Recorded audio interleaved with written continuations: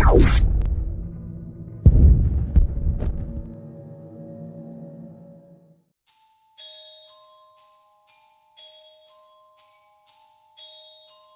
husband and I loved each other very much, but just as most couples do, we would get into arguments. Our single biggest argument revolved around a single disagreement: children. I wanted children, he did not. As the years passed, I had hoped that he would eventually come around and warm up to the idea of having children, but he remained stubborn and wouldn't change his mind. I reminded him that if we waited too much longer, we'd never be able to conceive a child of our own. But he didn't seem to care. I even suggested adoption and fostering children, but he wouldn't hear of it. "You're not fit to be a mother." His cruel words burned into my memory. I loved him. Why would he say such a thing? I wanted to carry a baby. I wanted to have a life inside of me, a little piece of him inside of me. I love my husband, but he doesn't have the right to keep me from doing this. No one can stop me. I threw my birth control pills and I sabotaged his condoms as I prepared to seduce my husband into a frenzy in lovemaking and passion. My husband, who knew I was desperate for the chance to have a life inside of me, discovered my plan and rejected my advances. My own husband said I was crazy, that I was becoming obsessed and losing my mind. I loved him so much. How could he say such a horrid thing to me? I'm his loving wife. That night, I cried. I never cried so hard in all of my life. He didn't have the right to do this. I would have the life I so craved. It took me a week, but I had my next plan ready. This plan was foolproof. There would be nothing he could do about it. This time, he wouldn't stop me. After he returned home from work, I offered him a beer, slipped a dose of crushed pills into the drink. He, of course, didn't taste any of the medicine as he greedily downed the offered beer. Within 20 minutes, he was in a deep sleep, practically unconscious. I dragged my husband into our bedroom and onto the bed. I stripped off his clothes and began kissing his body all over. "You can't take this from me," I whispered into his ear, as he remained blissfully unaware of what was about to happen to him. Hours passed as I had my way with his body. He didn't awaken from his drug-induced slumber. Not once did he feel my warm lips pressing constantly against his cool skin, enjoying every sensation I felt as I carefully finished my task. The bedsheets were soaked from my night activity, but the fluid wasn't sweat. It was blood. My husband's blood. I sat on the floor of the bedroom, my back leaning against the foot of our family bed. I ran my hands lovingly over my tight stomach, thrilled about the life I was now carrying. I wouldn't be able to enjoy the life inside of me for the full 9 months like most women, but the few days I had with it would be the best of my life. It's no easy feat to devour an entire human being in a single night, but it was worth it. I finally have a piece of my husband inside of me.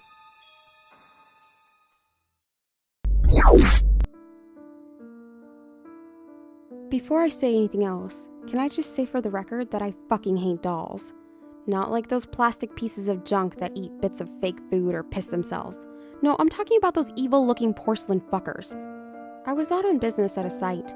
Had to check the cladding they were putting around some new shopping mall being built in the middle of nowhere kind of town. My company organized my accommodation in the local bed and breakfast. It was either that or an hour drive every single day to get to the site. No big deal. Sometimes these small town places were great, if they were massively anti-outsider. Always 50-50, I guess. I especially find more animosity than most traveling to smaller towns, I guess on account of the fact I'm going there to put some monstrosity that will hopefully drive some extra revenue into their patch of nowhere. I don't mind, I get it. I drove to the shopping mall site first. Meet with the site chief there, get up to speed on what is and isn't ordered, have an argument over it, end up either yelling at them that it's what they ordered to make it work, or graciously acknowledging they hadn't been sent a completely accurate order. Usually it was the former. If a company can help it, they'll absolutely get out of paying. As I'm finding a place to park, I already see what's going to be an argument. They've left the panels stacked up awkwardly on each other. And these weather conditions, and left like that, they're going to warp. They'll say they don't fit. I'll say they shouldn't have done what they did, etc., etc. This is all stuff that you, in all seriousness, will probably not care about. I got to the quaint little place I'd be staying at, a grand detached house that was closer to a manor in size. The owner, terribly lovely lady, was over the moon to have a guest staying. She said it had been a while since the last one. I wondered how she could pay the utilities on such a big place with infrequent guests. Oh, the boring things we wonder as adults now, huh? As she tapped away on the extremely old-looking computer, I spotted on the reception desk one of those metal needle toys. You know, the kind you see years ago with those people's hands or faces printed on them. As I get into my room, I feel like I've walked back to the late 80s. So much of the room has a deep brown color, doilies for days, a decorative jar of huge peacock feathers, and much to my eternal joy, a shelf stocked with nearly a dozen porcelain fucking dolls. I opened the wardrobe and pulled out the spare pillow for later. At the time, I shoved every one of those unblinking things into the wardrobe before shutting it. I unpacked a few things from my suitcase before heading back to ask the lady at the desk where the best place to eat was at. She recommended some local steakhouse everyone likes, and so off I went. I came back to my room still early in the evening. The dolls were all back on the shelf staring into the room again. I stood in the room, just looking at them from the safety of the doorway. I was startled when the owner came from behind me. "Oh, I came in while you were out to just tidy a few things up. I hope that's okay, dear." Yeah, that's fine, no problem at all. Just the dolls surprised me a little." "Oh, yes!" She smiled and laughed a little. "They do surprise the folks some." "I can see why. Thanks, by the way, for the recommendation. That place was great." "No problem, dear. You sleep tight now." As she went to leave, she came back with a cheeky wink and pointed at the dolls. "Make sure to say goodnight to your roommates." I chuckled, more out of politeness than anything. After she left, I shut the door and locked it. There weren't electronic key cards, and I didn't entirely trust the lady wouldn't come in later of her own volition. I walked back up to the shelf and turned them all to face the wall. Back around you go. I unpacked my things, showered, and went to bed. Something smashed and woke me up. First night away from home on these trips is always a bit confusing, but the moment I caught those peacock feathers in the room, I knew where I was. I turned on the bedside lamp and my eyes were drawn right to that shelf of dolls. Most were still facing the wall. A few were on the floor. Likely they were the ones that hit the hardwood and woke me up. One, however, was on its own, facing directly towards me. My heart started to pound.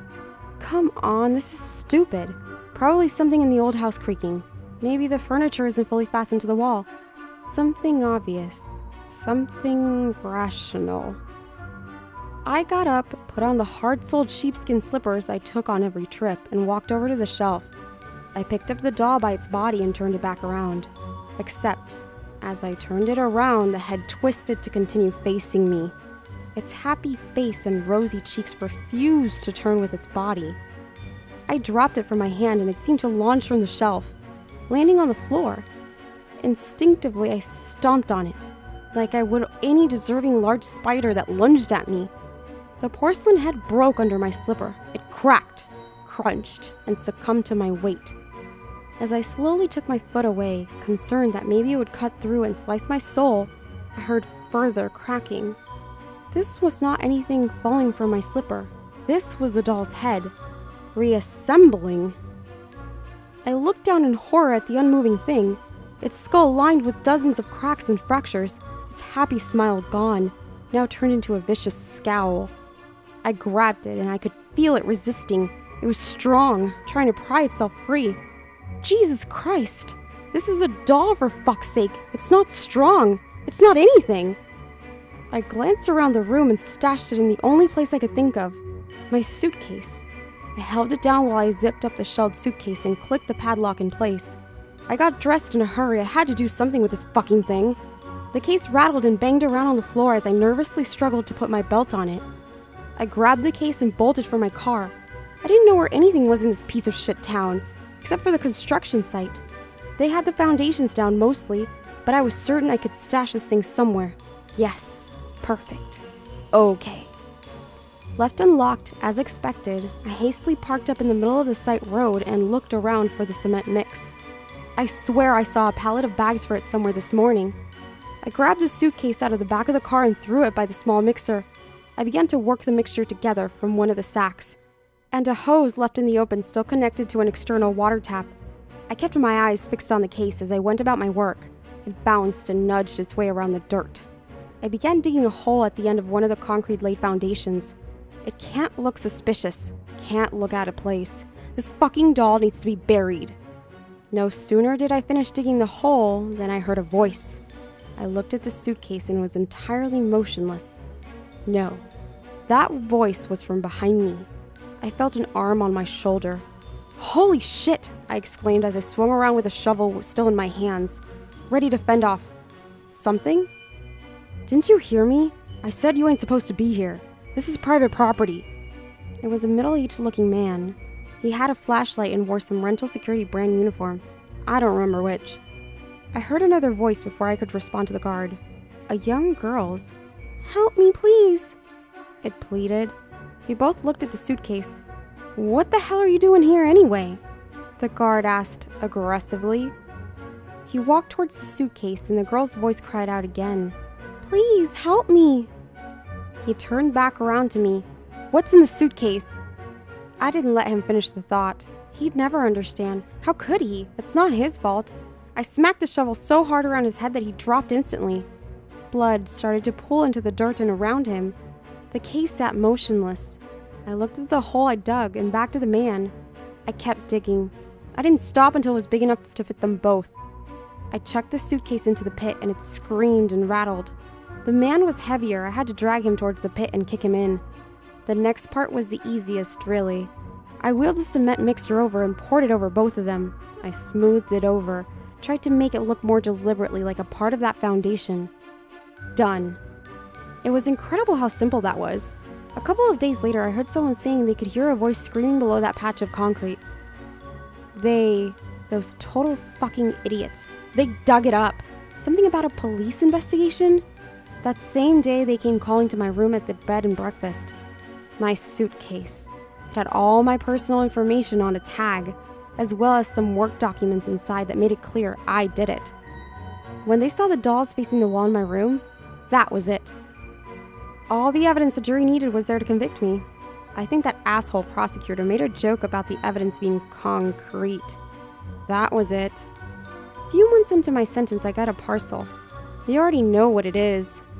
The landlady put in a note saying she was close to the sheriff in town and got it released. She thought I liked it so much I was trying to take it with me.